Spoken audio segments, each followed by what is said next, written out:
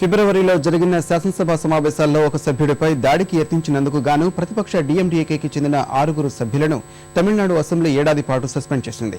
ఈ నిర్ణయాన్ని తీవ్రంగా వ్యతిరేకించిన డీఎండీకే అధినేత విజయకాంత్ ఇందుకు నిరసనగా మార్చి 30న రాష్ట్ర వ్యాప్తంగా భారీ బహిరంగ సభలు నిర్వహించాలని పిలుపునిచ్చారు.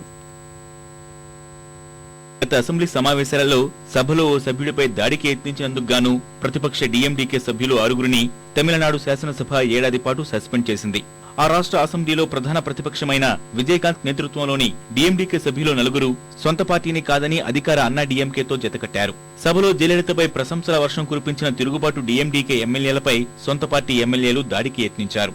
ఈ ఘటనకు సంబంధించి సదరు సభ్యులను మార్షల్స్ తో సభ నుంచి బయటకు గింటించిన స్పీకర్ ధనపాల్ ఈ అంశాన్ని సభా హక్కుల కమిటీకి నివేదించారు. నిండు సభలో శాసనసభ్యులపై దాడికి యత్నించిన 6 సభ్యులను ఏడాది పాటు సస్పెండ్ చేయాలని సభా హక్కుల సంఘం నిర్ణయం తీసుకుంది.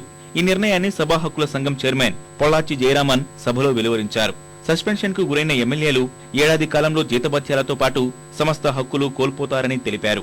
సభా హక్కుల సంఘం నిర్ణయం మూజువాని ఓటుతో సభామోదం పొందినట్లు స్పీకర్ ప్రకటించారు.